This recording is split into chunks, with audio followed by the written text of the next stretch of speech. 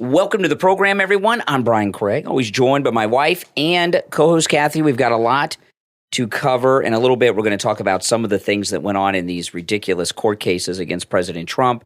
I've got something on Ray EPS that I don't think any of you have heard before, and a bunch of other things too. That's just a couple of the things, and I'm just making mental notes so I don't forget to touch on any of these topics. And, you are welcome to comment on anything we talk about in the comment section on whatever platform you're listening to us on. Okay. There's a lot of strategies out there that the Uniparty, the Democrats, the Republican establishment, and the media and the donors are using to try to stop Trump. There's not a single poll out there where Trump is not in the lead, okay? There's no Republican primary now. That's it. I mean, he's in some polls 60 points ahead in the Republican primary. There's a debate this week.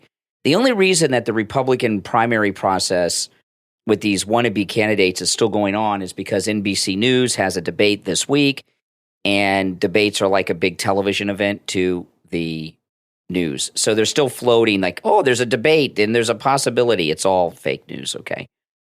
But there's other strategies at hand. Even in the polls of Trump versus Biden, Trump's ahead in most every poll. And even if he's not that far ahead, if you look at the trend's all in his favor. He's gaining ground on Biden too. So they're trying a lot of things. And there's a story in the New York Post today that's based on a story out of Newsweek that is one of the most devious plots that they are working on. And this is really scary. These donors and Uniparty people, the lengths that they will go to stop Trump from becoming president again are huge. The United States, this is the headline, U.S. working on nuclear bomb that could kill 300,000 in Moscow, according to new report. Now, I'll read through this story in a minute. But one thing I've told you guys a lot about is that no American president has lost re-election in time of war. Don't let anybody tell you that Johnson did not run for re-election, okay? He finished up Kennedy's term, had his own term, didn't run again. So Johnson didn't lose. There's never been a president who's lost re-election in time of war. And the reason that is really we don't know.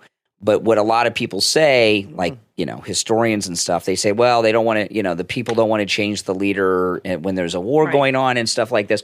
Don't change the horses mid-race or some BS like that. So let me read through this article. The nuclear weapon being developed by the Biden administration. So the Biden administration is having a very specific nuclear bomb.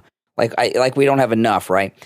The nuclear weapon being developed by the Biden administration could kill 25 times more people than the bomb dropped on Hiroshima in 1945 and would have devastating consequences if dropped on Russia. An analysis by Newsweek found that such a bomb exploding over Moscow could cause significant devastation and kill more than 300,000 people. Journalists used a visual representation created by Nuke Map, which is an online tool developed by science historian Alex Weatherstein, to assess possible damage if the weapon were used over the Russian capital, et cetera, et cetera. There's a lot of details about the bomb, by the way. Okay. See, this is the thing. Maybe there's not a bomb that they're developing. Maybe it's true. The chances of them using a nuclear bomb are more likely now than ever, okay? They want to escalate this war with Russia through Ukraine that's really a non-existent war so that they think it'll help Biden win re-election against Trump. Or at least give the perception. Well, the problem is if they're bluffing, it's really dangerous if they're serious, the Biden administration. But it matters what Putin and the Russians think. If the Russians think that the United States is developing a new bomb just to target Russia or may use a nuclear weapon against Russia, there's a high likelihood that they'll do a first strike. I mean, this is just stupid and insane. There have been nuclear weapons since 1945. We're the only country that used them, and we haven't used them since the two we dropped on Japan. And Biden has taken us, and I'll tell you, this is the God honest truth, I believe. Okay, we are closer to a nuclear war with Russia than we've ever been. I know that they have made movies about the Cuban Missile Crisis, and that was all a big deal. We're closer now than then. I agree with you. And the reason we're closer now than then is even during the Cuban Missile Crisis, the president and the Russians were talking.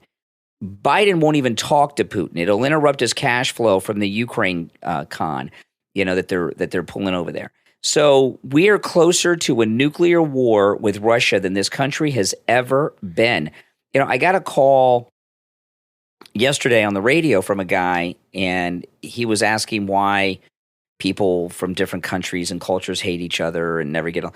And I said, it's not the people, it's the governments. The governments always pit people in their country against people in other countries. And I said to the guy, for example, look at how much time and energy the U.S. government spends trying to make us hate and be fearful of Russians. Plus,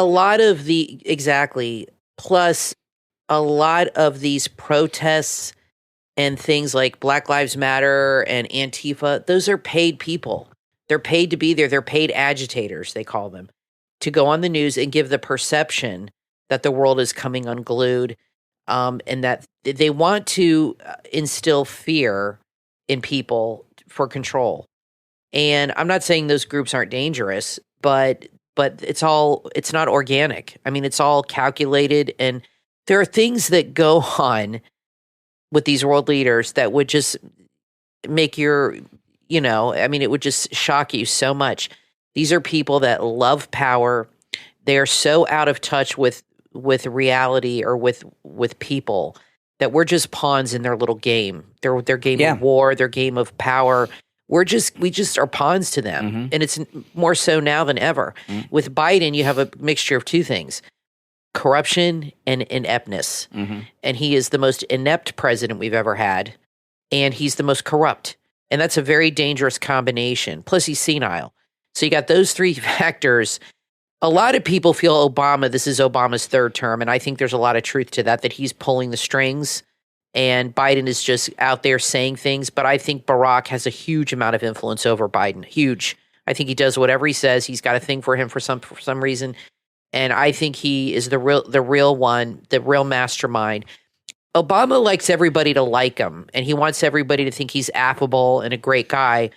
But deep down, he's really a very disturbed person and very dark. And I don't mean the color of his skin. I mean his soul.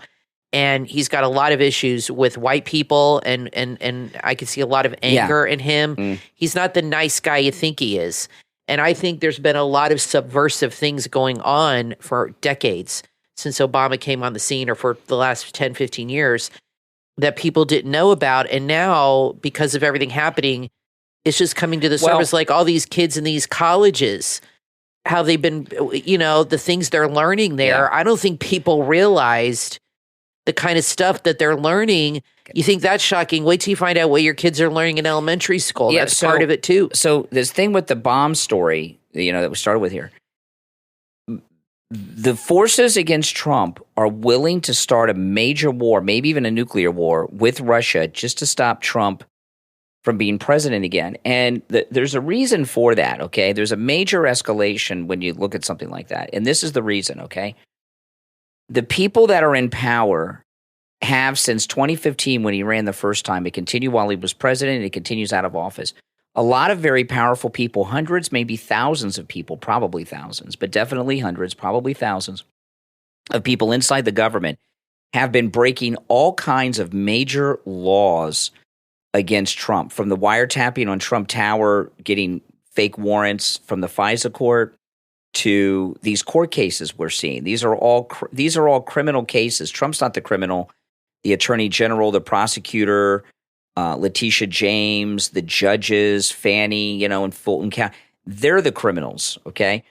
And there's a big fear that Trump in his second term is going to have this mass prosecution of all these criminals that have been doing these evil things against him for the last 8 years. And that's a realistic fear for them. So they're escalating things in such dangerous ways because they are afraid. Oh, yeah, I think you can count on that. Now, they've gone down that rabbit hole, and there's no getting out, and they can't put the toothpaste back in the tube. They got to go with it, and nothing is working. So every plan, every scheme is more is crazier than the last one, and because they're getting desperate. They've been desperate. It's getting worse, and the closer we get next year, forget about it. It's going to be crazy town after the new year. Today, Lara Logan especially if he wins Iowa and all those. Lara Logan, she has a new special out on Ray EPS, okay? And I've had a thought about Ray EPS. This is not from her little series she's doing. She's doing a good series on Ray EPS, but this is not from her series. This is something I've thought about from time to time. But most of these series and reports and stories on Ray EPS, they all kind of have the same thing. Who is Ray EPS? And through all this time, we really don't know much about him. I've seen some pictures of him with his wife in an RV and all this stuff. He looks like a cop to me. But this is something I've thought about Ray EPS for a long time, that this is a possibility that no one has looked into. Now, when you see, there's some Lara Logan in her new piece has some footage of Ray EPS that we've never seen before from January 6th. But if you go back to that footage, what he spends a lot of time doing is herding people towards the Capitol. He was constantly herding people towards the Capitol. Over and over again. And I'm not saying that this is true, what I'm about to say, but I have a suspicion about who is Ray EPS, that I've thought about this for a long time, and I don't think I've mentioned it on the program yet. But do any of you out there think it's possible that Ray EPS is a Russian spy, a deep agent? And the reason I say that is because a lot of what the Russians have done since the Cold War is campaigns. They were behind the Vietnam War protest movement. The Russians have always been behind a lot of organizations like Black Lives Matter for decades. Yeah, they fund these agitators and they go out and exactly. Ray EPS, it affects our government. It affects our policy. The way that Ray EPS was acting on January 6th was he had too much purpose in what he was doing without much background into who he is. Yeah, it was very strange. And I know a lot of people think he's a federal agent. He might be that too. He very well could be a very deep cover federal agent. But I've thought for a long time there's a possibility that he's a deep planted Russian spy. He was working for somebody. Yeah. Whether it's the feds, Russia, China, this guy just came out of nowhere and was very adamant and very clear and directive on what he wanted people to do. Yeah. And he really was a standout among everybody else. Is there anybody else that was there? There were thousands of people that you saw giving directives like that over and over again. He's the only one I saw that was really, and he was a tall guy, so he stood out in the crowd. He was a big guy. And we saw the footage. And speaking of footage, they're saying on Twitter, I hope this is true, that Mike Johnson will release all the January 6th footage unedited to the public. That's being reported on Twitter by several people. So I don't know if it's true or not, but the people we follow on Twitter are usually pretty accurate. Well, the thing that... And I'm sure he will. That'll be very enlightening. The thing about the January 6th footage, okay, the main piece that I want to see from the January 6th footage is how the shaman got inside the Capitol and what went on. It may not be in the footage, but the one night that Tucker Carlson did, he showed that the Capitol Police were escorting the shaman around looking for an unlocked door into the Senate chamber where there was that photographer waiting. And at some point, someone behind the scenes saw the shaman and targeted him and set this up. And Tucker Carlson said when his people went through the footage, they couldn't find any footage of the shaman entering the Capitol. So they don't know how he got in. And I know they couldn't find anything with him outside. No, there was stuff outside, but him actually entering. Nope. Okay. So I know a snarky person messaged me and they said Benny Johnson interviewed him, and the shaman doesn't know who. Yeah, he wasn't in on it. Him. He was just a guy they used. Yeah, so he couldn't answer these questions. But I want to find out how he got into the Capitol, and maybe he went in on his own. I don't know. But I would like the officers who escorted him, I'd like to find out when they first made contact with him and started escorting him around. And I'd like those officers identified so they could be questioned to find out who called them on their radios to get this guy and get him into the Senate chamber. And look how effective that was when Tucker released that little bit of footage. It got that guy out of jail early. If you could get to those, if those officers could be identified and questioned under oath, find out who radioed them the order to go and get him inside the Senate chamber. Now, that just might be their next and superior in the Capitol Police. Then you go to that guy, you put him under oath, find out who sent it. There's a chain here. Someone saw the shaman and got him into that Senate chamber. And that is the key to a lot of the mystery behind January 6th. Now, when it comes to Ray Epps, I'm going to tell you this. We're never, ever, ever going to know the true story about Ray Epps. It's going to be like the Kennedy assassination story. It's going to go on for decades. We'll never know the answers. There'll be all kinds of theories and conspiracies over the years. The chances of us knowing exactly are slim to none. The other one is January 6th.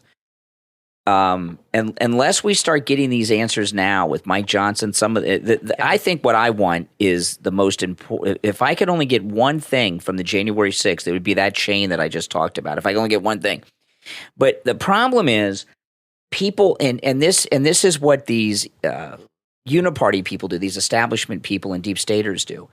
You've got to focus in on one or two things. And what they do is they throw a bunch of things out there to get you scattered on a dozen or more different things, and then you get to nowhere. You got to focus in on a couple of specific things. Ray Epps is not ever going to, and I'm probably going to hear some negative things from people. We're never going to know the truth of Ray Epps. Well, this guy is deep, whether he's with our intelligence agencies or a Russian spy. We're never going to. This thing about the shaman, those cops didn't decide on their own to get him in the Senate chamber to that photographer. There was a conspiracy to that, and that's where I'd like to see people focus so we can get to the beginning. Whoever gave those orders is a conspirator. What I'd like to see that, and I would like to see the actual footage unedited compared to what the January 6th committee showed. Yeah, that'd be good too. And I want to see how they edited everything to lie and manipulate, like with the Josh Hawley showing him running. They put that out there like he was a coward. He was running with a whole group of people, not by himself, and it was edited and taken completely out of context. I would like to see the actual footage compared to what the J6 committee presented to the American people. Yeah. And I think when that comes out, people can make those comparisons. Mm-hmm. That with the shaman also. There might be footage of people in the crowd revealing who they are, and they're not MAGA, and they're Antifa or whoever being paid. You don't know what it shows. Yeah. All I know is the American people deserve to see this unedited and see everything and decide for ourselves. I'm so sick and tired of the government and their manipulation and control over everybody. And they only let you see what they want you to see. We need to see everything, but they don't want you to think for yourself. No, that's the problem. That's true. Now, listen, we're going to take a quick break. Don't go anywhere. We've only just started. There's so much more to discuss. I'm Brian, always joined by my wife and co-host Kathy. We're going to be back right after this break. From author L. Falloon comes the epic adventure, The Boy Who Knew Fire. Thomas Kane Series Book 1, available on Amazon. In The Boy Who Knew Fire, meet Thomas. He's an ordinary boy who discovers an extraordinary destiny on his 13th birthday. He's about to become the shepherd, a guardian of the elements, and the key to Earth's future. But there's a catch. The awakening of the new elements is still 5 years away. That is, until an ancient adversary, known as the Null, awakens them prematurely, throwing the world into chaos. Now, Thomas must rise to the challenge and become Earth's most unlikely hero. In a heroic journey that's filled with twists, turns, and unimaginable challenges, he's destined to protect the elements and save the world. Order your copy of this thrilling and heartwarming story of courage, destiny, and the power of unlikely heroes. The Boy Who Knew Fire, Thomas Kane Series Book 1, from author L. Falloon, available on Amazon. During history's darkest hour, a story of courage and survival emerges. From author Rachel Soren comes the book Escape by Lottery, a survivor's tale, available on Amazon. Escape by Lottery is based in part on the real-life experiences of the author's maternal grandfather, Meyer, a Jew living in Poland who faces persecution and discrimination from the Nazis. His life takes a dramatic turn when he's chosen by lottery to escape the clutches of the Germans. Reuniting with his mother brother and sister, he embarks on a perilous journey through war-torn Europe, constantly on the run and living in fear. Meyer's journey leads him to Kobe, Japan, where he hopes to start over again, but fate has other plans, forcing him to flee once more, this time to Shanghai, where he must endure life in the Shanghai ghetto, surrounded by poverty, disease, and despair. Yet through it all, Meyer remains resilient, determined to survive, even in the face of unimaginable challenges. Escape by Lottery, A Survivor's Tale, is a testament to the human spirit and is your next must-read book. Available on Amazon in Kindle, paperback, Kindle Unlimited, and audiobook. Escape by Lottery, A Survivor's Tale, from author Rachel Soren. Order your copy right now on Amazon. From author Stephanie Tayo comes a book that takes place in Cornwall, Ontario, where it seems that dreams can come true and life feels uncomplicated. But one young woman's world is about to be forever transformed. Love Beyond Age. Available on Amazon, Barnes & Noble, and other online booksellers. In Love Beyond Age, meet Quinn. She's a determined soul with aspirations of becoming a psychologist. She shares a simple life with her dad, saving every penny for her dreams. But life has a way of throwing unexpected curveballs. Everything changes when she crosses paths with James, whose presence by the river ignites a connection neither can deny. As their university journeys begin, Quinn finds herself torn between her deepening connection with the mysterious James and her growing feelings for her competitive friend Jasper. Secrets are unveiled, revelations come to light, and Quinn discovers a shocking truth about James' hidden secret. As danger lurks on the horizon, relationships are put to the test, and old emotions resurface. A love triangle takes hold, pushing Quinn to the brink. She faces a choice that will shape her future and define her path. Love Beyond Age, from author Stephanie Tayo, is a story of love, secrets, and choices that will tug at your heartstrings. Available on Amazon, Barnes & Noble, Kobo, Apple Books, and other online booksellers. Order your copy right now and be transported to a world where romance is intertwined with the complexities of life. Love Beyond Age, from author Stephanie Tayo. Order your copy right now. You are listening to The Brian Craig Show podcast, broadcasting from sunny South Florida. Brian is joined by his wife and co-host, Kathy. Follow Brian on social media at BrianCraigShow.com. And now, Brian and Kathy. Welcome back, everyone. I'm Brian, always joined by my wife and co-host Kathy. Thanks, everyone, for tuning in. Now, guys, if you've not done it already, go to MightyMagaLion.com and order your Mighty Maga Lion. You know, this is a product exclusively available through me and Kathy. And the MightyMagaLion.com is the website. There's a link in the description on whatever platform you're listening to. This is the hottest Christmas gift of the season. And, of course, the Mighty Maga Lion is the only Trump-inspired merchandise that is actually wearing the MAGA hat. And if you go to MightyMagaLion.com, you can see it. If you order more than one, there are deals. If you order more than one, you get a little bit of a discount. If you order two, if you order three, you'll see that. They are in limited supply. And I'll tell you, we had all of these pre-made. This is not drop-shipped. These are all pre-made. And designed by us. Yeah. And so there are only a limited number of them. Once they're gone, they're gone. And people that have them have been emailing us, texting us, all positive. One person wrote you the other day how they keep it on their bed. It makes them feel safe at night. Mm-hmm. It's really adorable. It's perfect for any Trump lover. And I looked online. I could not find any like plushies or stuffed animals that had the MAGA hat. No, we're the only one. And they were all bears. Everybody says Trump is the lion, Lionheart. Brian came up with the idea for the type of animal. And I thought it was a great idea, and so did Dee. And he has like a yellow mane, which is modeled after Trump. It's supposed to kind of resemble Trump's hair a little bit. And he's got the cutest face. And the MAGA hat, it's absolutely adorable. It's 10 inches high. You'll love it. It's the perfect size. Very soft, very well made. Mm-hmm. So MightyMagaLion.com. I just saw something. There's so much going on today on Twitter. Brian and I can't even talk about everything. There's so much happening. There's a Florida Freedom Summit now going on online. Trump's not there, so I'm not watching. No, he is. He's going to be there later. Oh, he's going to be there later. He's the last speaker. Okay, we'll watch him later then. But Christie was booed for 2 minutes. This is interesting. Casey DeSantis came out And she's very well spoken. She's very polished. And she had a funny line. She said it would be nice for the president to have kids bringing home homework instead of cocaine. That'd be nice. Which was funny. But she was reading off teleprompters during her speech. Yeah. And then she introduced her husband.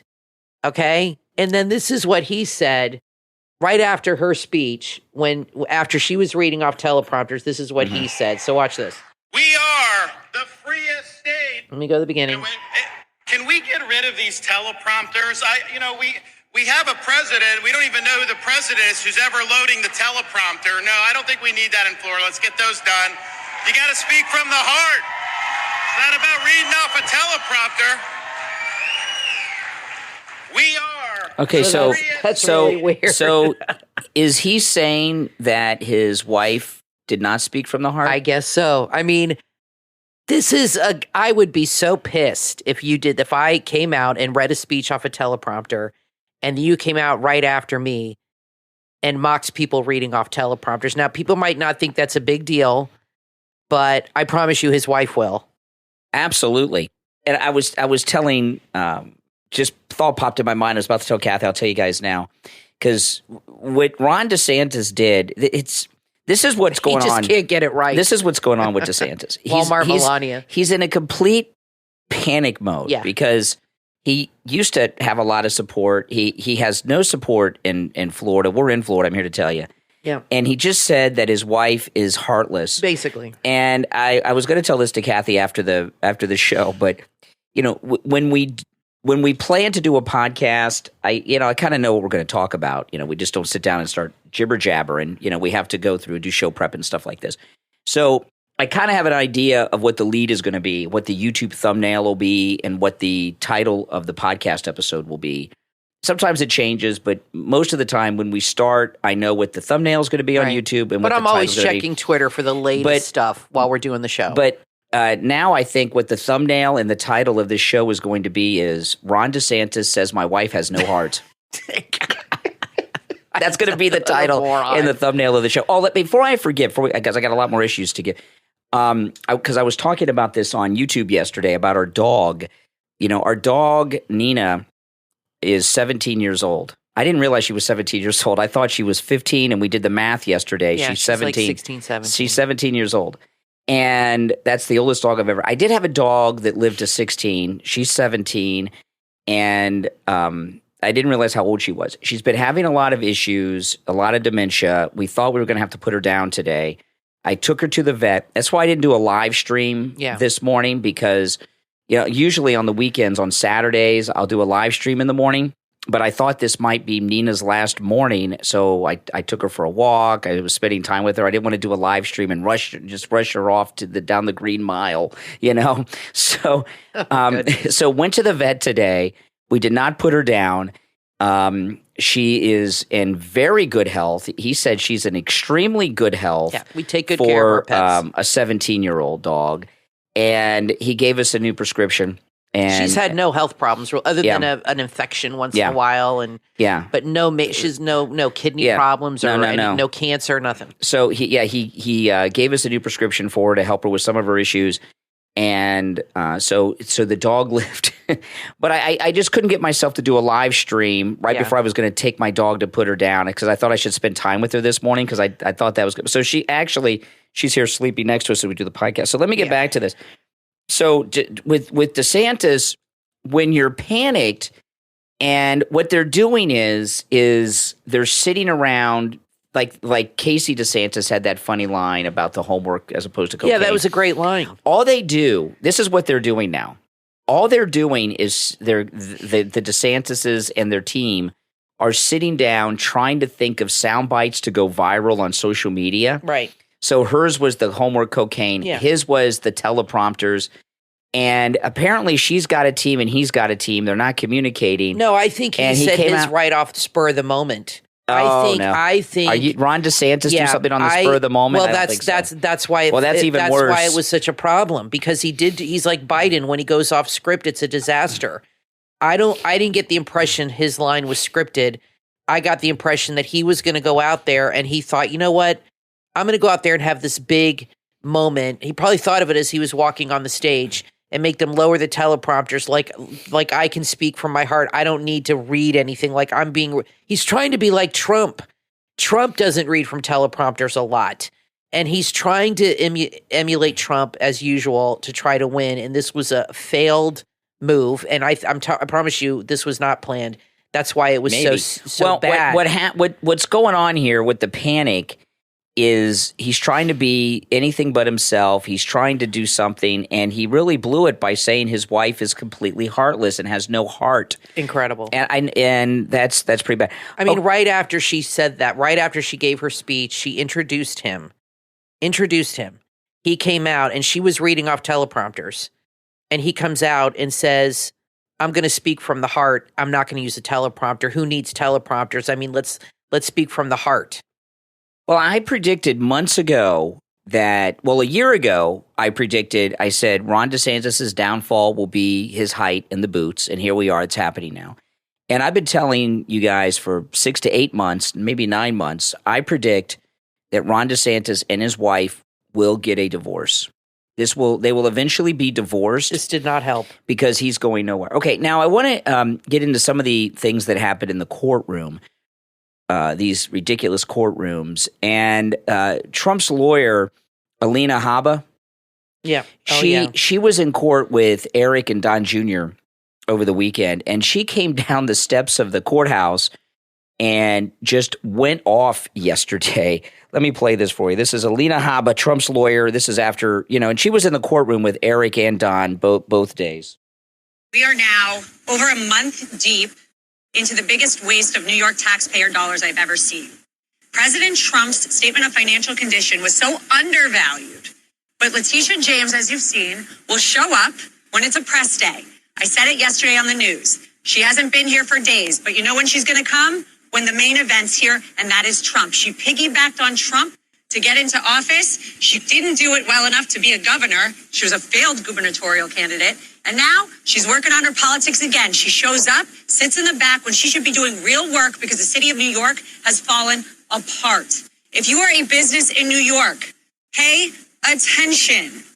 You put your value. If President Trump wanted to inflate his net worth on a statement of financial condition, his brand alone could double, triple it. It's basic. It's basic. This is a waste of time. We heard testimony from an expert this week. Ms. James wasn't here for that day because it wasn't good for her. He's been paid by New York taxpayer dollars $450,000 in the past few months to come here and testify. That's your money. That's not my money. It is a crime.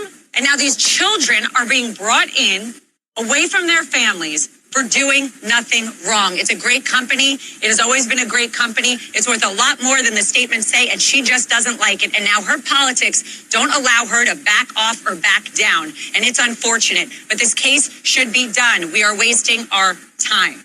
Thank you. Okay. Now, Letitia James, she only goes to court when there's somebody named Trump there so she can get on television.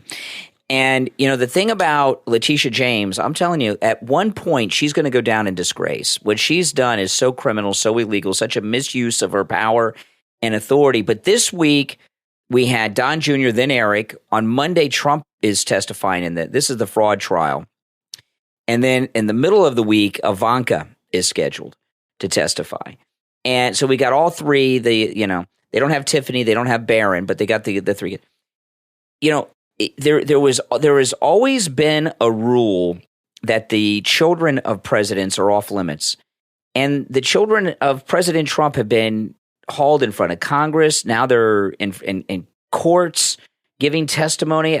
We've never seen anything like this before, and it's beyond inappropriate. And everyone knows that this case is total BS, that everything Trump owns, just because he owns it, is worth much more than whatever the market value may say.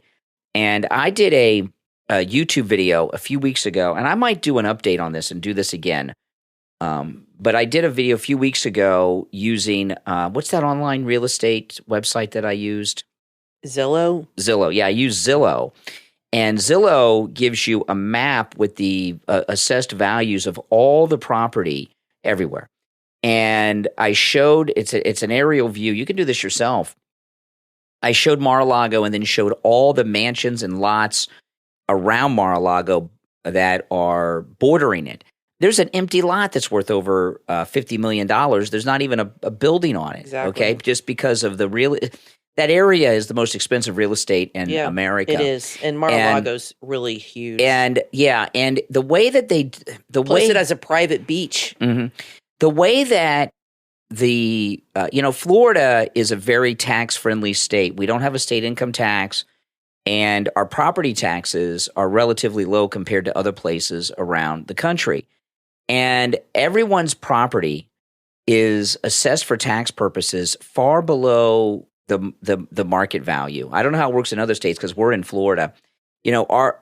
Our neighborhood is so expensive now. Kathy and I could not afford to live in our neighborhood. Not only could we not afford to buy a house in our neighborhood, we couldn't afford to rent a house in our neighborhood. We've been here 20 years. Yeah, so we got in on the ground floor. Yeah. And I just got the new information from the property tax people for what our property taxes are going to be next year. And they assess the value of the home. It's less than half much less than half of what it would sell what for, the real value of the home is. Value, yeah. So what they're doing in New York is going through these assessed values, which are just a bizarre thing to do. So then after it's ridiculous. After Alina Habba came, Eric Trump came out, and Eric Trump is more subdued usually. Don Jr.'s in your face. Eric's a little more relaxed. Yeah. And he was ticked. So this is Eric Trump, right out of the courthouse. What this state is trying to do to my father is absolutely insane. We have one of the greatest companies anywhere in the world. We employ thousands of New Yorkers. These people, they make their living relying on us. They feed their families relying on us. We've never missed a note. We've never missed a payment. We've never defaulted on a loan. We've got some of the greatest properties in the world. And because you have an attorney general that plays politics with everything, you've seen that time and time again.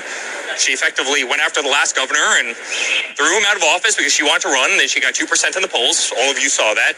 She's come after my father ruthlessly. Every single day at Trump is in this court. Guess what? She shows up. Why? Because it's her press moment. That's what she does. This is the type of person that's running New York State. At the same time, you have people getting shot in the streets. You had a little kid that got shot in the head in Times Square recently. You have people getting thrown in front of trains and stations. The city's going to hell, guys, and I hate to say that. I'm a person who left the city because it's going down the tubes, and it breaks my heart because there's no place I love more in the world. She should be an advocate for businesses that pay a lot of taxes and do great things and meet their commitments and pay off their debts. She should be an advocate for that. She should also go out and fight for the little guys as opposed to trying to be an advocate of Deutsche Bank, who literally loves us, who said we have done absolutely nothing wrong and we were great lenders and we've made them hundreds and hundreds of millions of dollars, and every project that we've ever done with them has been a massive success. But she's using a broken system. She's using a rigged system. And it's very, very sad. And I know the truth will come out in the end. We haven't done a single thing wrong. They're trying to disqualify my father for 2024. He's leading in all the polls. And it's sad that this is the United States of America. And right now, make no mistake about it, maybe through your very lenses, the entire world is watching this and they're laughing about what's going on. The entire state of Florida right now, when they value a property like Mar-a-Lago at $18 million, is laughing at New York State and laughing at New York State Attorney General and laughing at, quite frankly, a court system. Okay. Yeah. So, I've never heard Eric Trump so ticked off and angry and like have a tone about him before. He's always very laid back. Well, it was interesting what he said, that the truth will eventually come out. Yeah. And I really feel that's coming right out of his father's mouth. I think that is what Trump is saying to them to get them through this. The truth will come out. Don't worry, because it always does in the end. And I've said Trump is more religious than people realize. And the Bible talks about God always shines a light in dark places and reveals what's really happening, reveals the truth in his time. So right now, all the corruption is being exposed through Trump. He's like the conduit for this. Unfortunately, he's taking all this. Thank God he's strong enough to take it. But I really think that's his point of view, is like, this needs to happen. These people need to be exposed. Yeah. And I think he tells his family what Eric said, the truth will come out in the end, and that's what matters. And I think he's a very patient man, and I think that's what's keeping them holding strong to that. Mm-hmm. And that's true. The truth does come out in the end. This judge will find Trump. He's a lunatic. He hates Trump, but it will go to a higher court, and it'll all get thrown out. Mm-hmm. And Trump knows that. It's all BS. There's no victim here.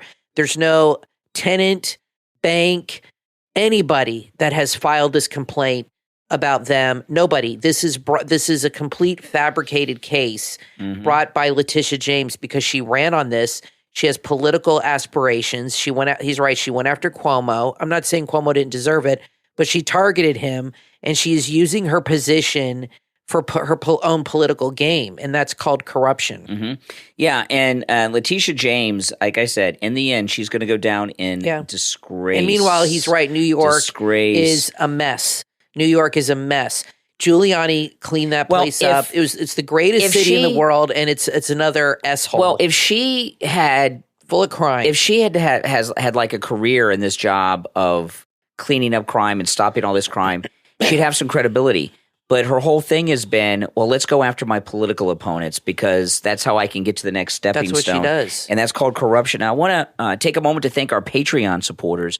Thank you so much, everyone. And if you're a Patreon supporter, make sure you check out the Patreon page because Kathy and I, of course, you have access. I post up there to commercial-free editions of all the podcast episodes.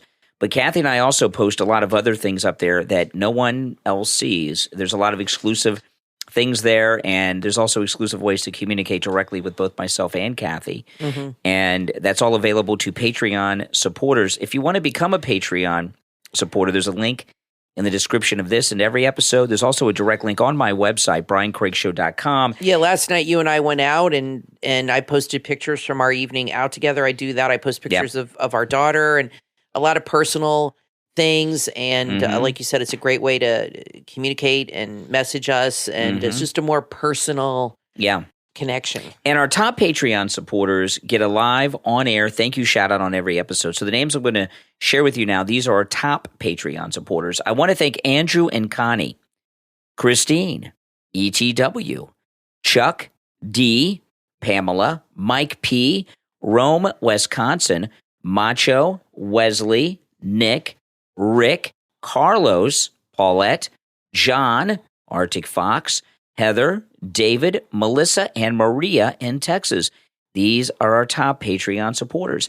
I'm Brian, always joined by my wife and co-host Kathy. Don't go anywhere. We have so much more to cover. We will be back right after this break.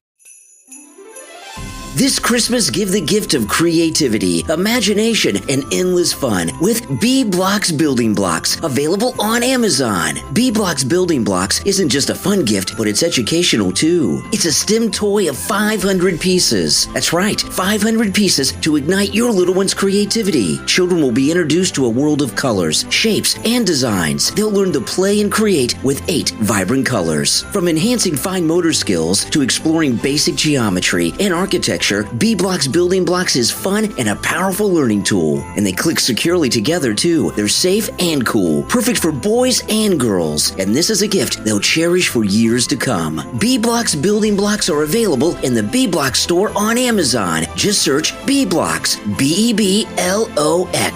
B-Blocks Building Blocks, because every child deserves the best. Only in the B-Blocks store on Amazon. Order your child's set right now. This Christmas, give the gift of creativity, imagination, and endless fun with B-Blocks Building Blocks, available on Amazon. B-Blocks Building Blocks isn't just a fun gift, but it's educational too. It's a STEM toy of 500 pieces. That's right, 500 pieces to ignite your little one's creativity. Children will be introduced to a world of colors, shapes, and designs. They'll learn to play and create with 8 vibrant colors. From enhancing fine motor skills to exploring basic geometry and architecture, B-Blocks Building Blocks is fun and a powerful learning tool. And they click securely together, too. They're safe and cool, perfect for boys and girls. And this is a gift they'll cherish for years to come. B-Blocks Building Blocks are available in the B-Blocks store on Amazon. Just search B-Blocks, B-E-B-L-O-X. B-Blocks Building Blocks, because every child deserves the best. Only in the B-Blocks store on Amazon. Order your child's set right now. From author Joshua Whelan comes a book that will challenge your beliefs and ignite your curiosity. The Departure, available on Amazon, BarnesandNoble.com, and Audible. Centuries ago, Earth's citizens, except for true Christians, Muslims, and Buddhists, left the planet believing the sun was dying. But here's the twist. After 4 long centuries, Earth is rediscovered, and its inhabitants are thriving. This leaves the Galactic Federation puzzled. Were the scientists wrong, or were they deceived? Arliss Mars of the planet Washington is on a quest to unravel the mysteries of the cult. But when thousands vanish, all belonging to the cult, doubt creeps in. Could they be onto something? Alfra's world is turned upside down when her sister disappears after converting to Christianity. Will she uncover the hidden truths that she's been shielded from all her life? Can she escape her oppressive husband and embrace her newfound faith? A new tyrant seizes control of the Federation, demanding godlike worship. Will the resistance rise against this tyranny, or will they falter in the face of oppression? As evidence of the Christian faith reveals the truth of the Bible, the world is forced to reckon with its reality. How many will turn to him, and how many will turn away? Find out when you read The Departure from author Joshua Whelan, a thought-provoking journey that challenges beliefs, ignites faith, and unveils hidden truths. Available on Amazon, Barnes & Noble, and Audible. Order your copy right now and begin an epic adventure of faith, discovery, and transformation. You are listening to The Brian Craig Show podcast, broadcasting from sunny South Florida. Brian is joined by his wife and co-host, Kathy. Follow Brian on social media at BrianCraigShow.com. And now, Brian and Kathy. Welcome back, everyone. I'm Brian. I was joined by my wife and co-host, Kathy. You know, Megyn Kelly was talking yesterday that all this nonsense that's going on against Israel, this really hardcore anti-Semitic coast-to-coast global attack on Israel and Jews, which is just, it's just god-awful. In Florida, here in Florida, we have a larger Jewish population in Florida than anywhere else in the world, including Israel. And there are kidnap posters everywhere from the hostages that the Palestinians are holding. You can't go anywhere, gas station, convenience store, intersection, without the kidnap posters. But Megyn Kelly was talking about this, and she was saying that this is the beginning of the end of wokeism, that people are seeing the liberal reactions with Tlaib and many others. There was an exchange with Bill Maher and Fareed Zakaria on his HBO show. Fareed Zakaria is on CNN, and he was blaming Christians for the anti-Semitism we're seeing in this country. How's that? Because he's twisted, Fareed Zakaria. Okay. But I think Christians are the biggest defenders of the Jews. Next to the Jews themselves. What is he talking about? And I think Megyn Kelly's right. I think that this is the beginning of the end of wokeism, because people are really, getting upset by what they're seeing, because what we are seeing, it's a lot. There was a report that came out the other day from the ADL that said anti-Semitic incidents in America are up 400%. I think they're up 4,000% in the last couple of weeks, Especially frankly. with these young people. Yeah. And I think people, they're seeing these huge protests with thousands and thousands of people everywhere supporting Palestine, the Palestinians in Gaza. And you see these thousands and thousands of kids, and it's like a sleeping giant was awakened. I don't think people realized, and I think it's going to be very detrimental to these Ivy League schools with the donations to funding these schools and things, don't you? I think it's going to hurt them. Yeah. But the other thing is, you're right, there have been some billionaires who are cutting off their funding to the Ivy Leagues over it. The other thing, though, that I don't think people realize or give credit enough to anymore is Elon Musk taking over Twitter. Elon Musk taking over Twitter has stopped the left in their cancel culture and their messaging like nobody's business. Because, Bill O'Reilly used to call Twitter the Twitter mob. And what would happen if the old people that owned Twitter still owned and ran it, and these god-awful attacks on Israel happened, Twitter would be driving a news cycle, attacking Israel and Jews and being sympathetic to these terrorists like you've never seen before. And people who stand up for Israel would be canceled on Twitter by the people that were running it if Elon Musk had not bought Twitter. And Elon Musk has done so much good by buying Twitter and doing this that I don't think he gets enough credit anymore, because sometimes he'll say things that tick people off. But it's slowed down the left, and they don't have a way to get their messaging out like they used to. Well, and their messaging isn't resonating. People are getting fired, and there's this big fund now to raise money for the Palestinians. It's up to $8 million. It's crazy. And this girl I follow on YouTube, this is how I heard about it on YouTube. She's an artist I follow. She's very good, and she's got this link in her newest video to raise money for the Palestinians in Gaza.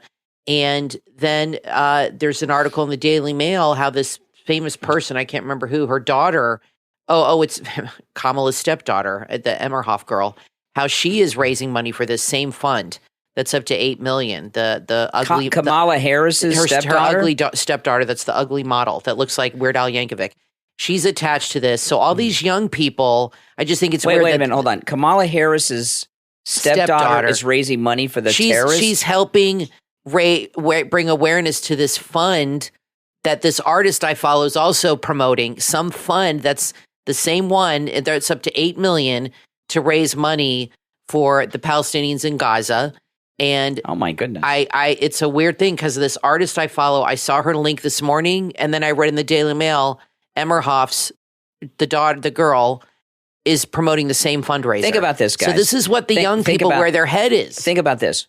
The vice president's daughter is raising money for terrorists. The president's son, you see videos of him doing crack with prostitutes. This is who's running the country. But Don Jr., Eric, and Ivanka are in court. I mean, it's just incredible. I don't understand. It shows you how mentally ill the liberals are.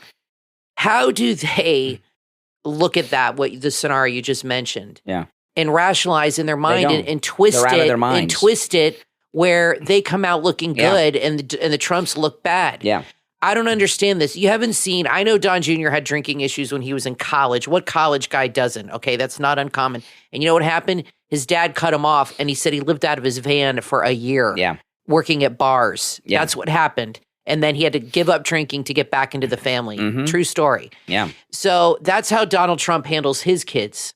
Okay, what does Biden do?